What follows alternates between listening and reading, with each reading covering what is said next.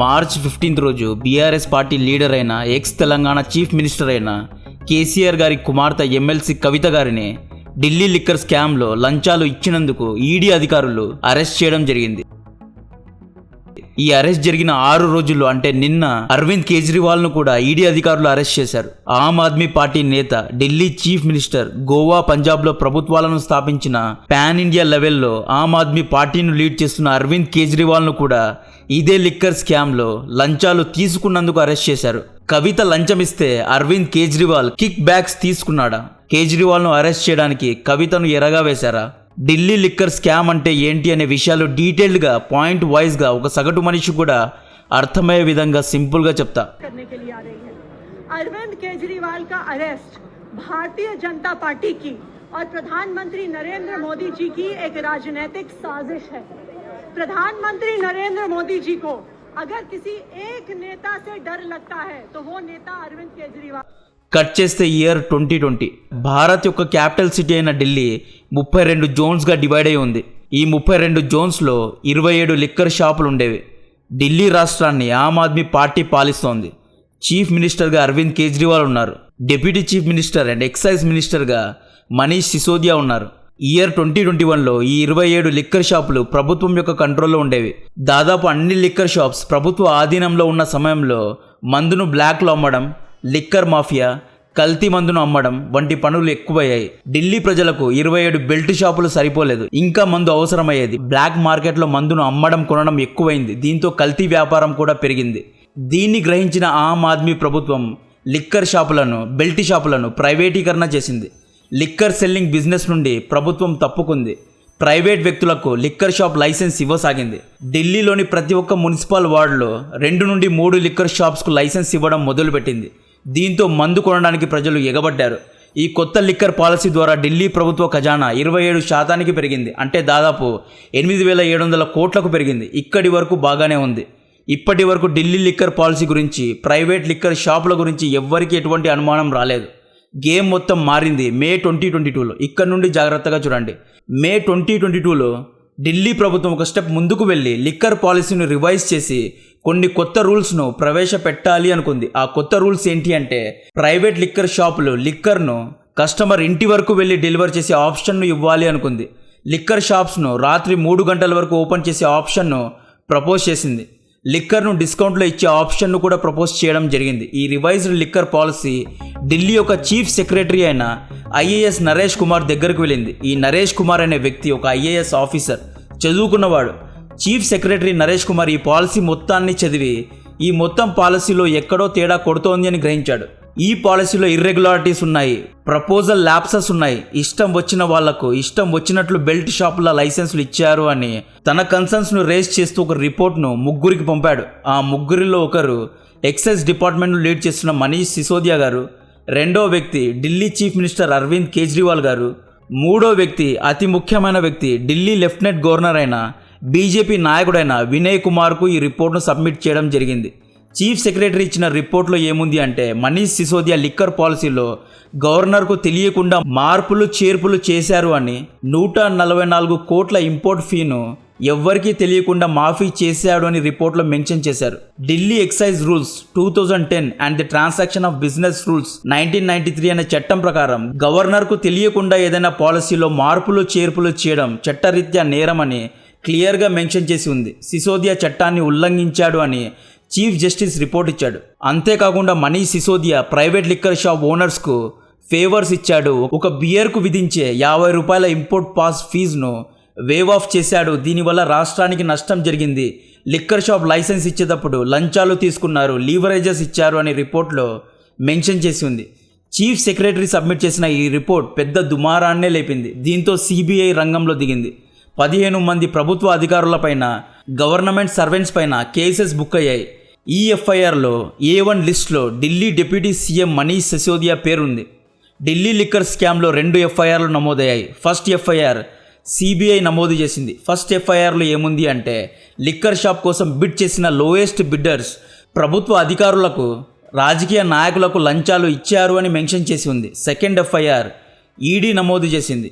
ED వేసిన ఎఫ్ఐఆర్లో ఏముంది అంటే మనీష్ సిసోదియా తన ఇష్టానికి గవర్నర్కు తెలియకుండా గవర్నర్ కన్సర్న్ లేకుండా తన ఇష్టానికి ఢిల్లీ లిక్కర్ పాలసీలో మార్పులు చేర్పులు చేయడం వల్ల లిక్కర్ షాప్ ఓనర్స్కు ఉచిత మాఫీలు ఇవ్వడం వల్ల రాష్ట్రానికి 580 కోట్ల నష్టం వచ్చింది అని ఈడీ ఎఫ్ఐఆర్లో మెన్షన్ చేసింది. దీంతోపాటు ఆప్ పార్టీ నాయకులు ప్రైవేట్ లిక్కర్ షాప్ ఓనర్స్ దగ్గర లంచాలు తీసుకొని లైసెన్స్ ఫీను ఎక్స్టెండ్ చేశారు అని, డిస్కౌంట్స్ ఇచ్చారు అని మెన్షన్ చేశారు. పెనాల్టీస్ను చూసి చూడనట్లు వేవ్ ఆఫ్ చేశారు అని, దాదాపు 100 కోట్ల లంచాలు తీసుకున్నారు అని, స్కామ్ చేశారు అని, లంచాలతో వచ్చిన డబ్బును పంజాబ్ గోవా ఎన్నికల ప్రచారానికి వాడారు అని, ప్రచారానికి డబ్బులు వాడి గెలిచారు అని ఈడీ తమ యొక్క ఎఫ్ఐఆర్లో నమోదు చేయడం జరిగింది. ఈ స్కామ్నే 2021 ఢిల్లీ లిక్కర్ స్కామ్ అంటున్నాం.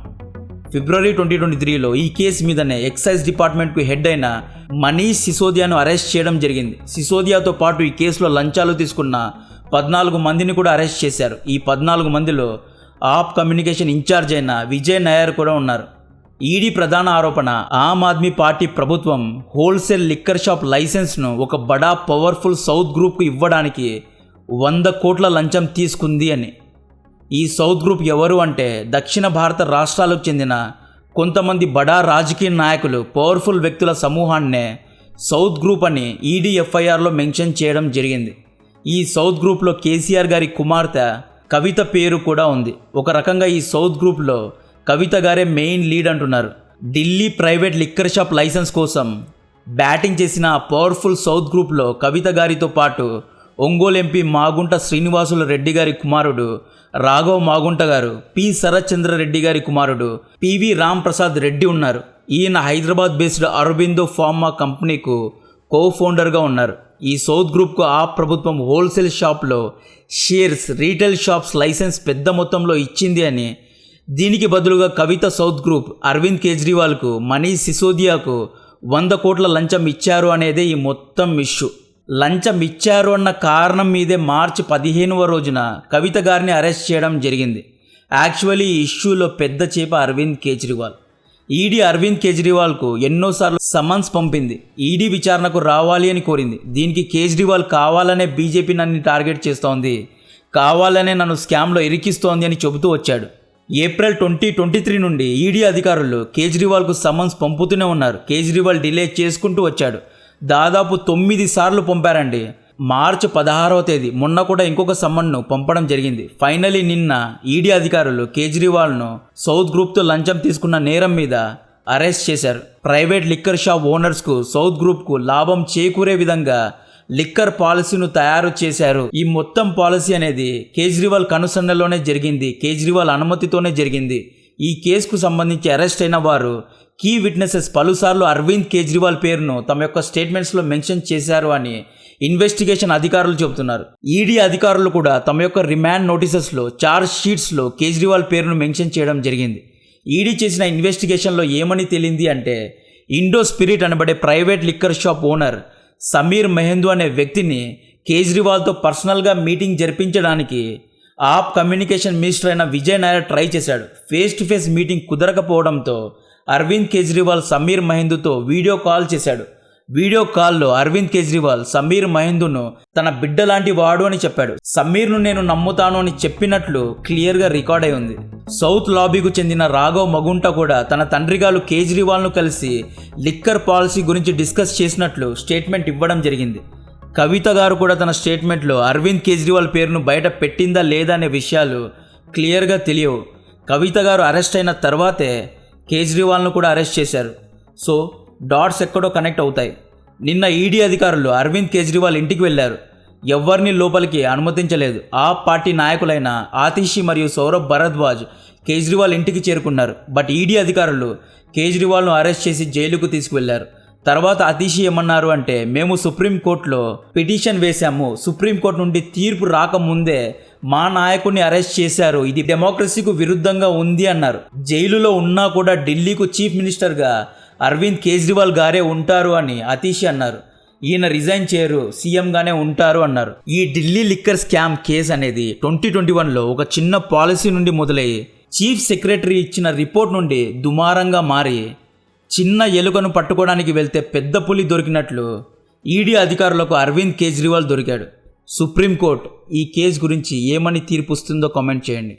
ఈ లిక్కర్ స్కామ్ కేసులో నిజంగా కవిత గారు, అరవింద్ కేజ్రీవాల్ గారు ఇన్వాల్వ్ అయ్యారా లేదా అనేది కూడా మీ ఒపీనియన్ను కామెంట్ చేయండి. ఈ వీడియో ద్వారా ఢిల్లీ లిక్కర్ స్కామ్ గురించిన అన్ని డీటెయిల్స్ మీకు తెలిసాయి అనుకుంటున్నా. కాంటెంట్ నచ్చితే వీడియోను లైక్ చేయండి, ఛానల్ను సబ్స్క్రైబ్ చేసి అందరికీ షేర్ చేయండి. జై హింద్.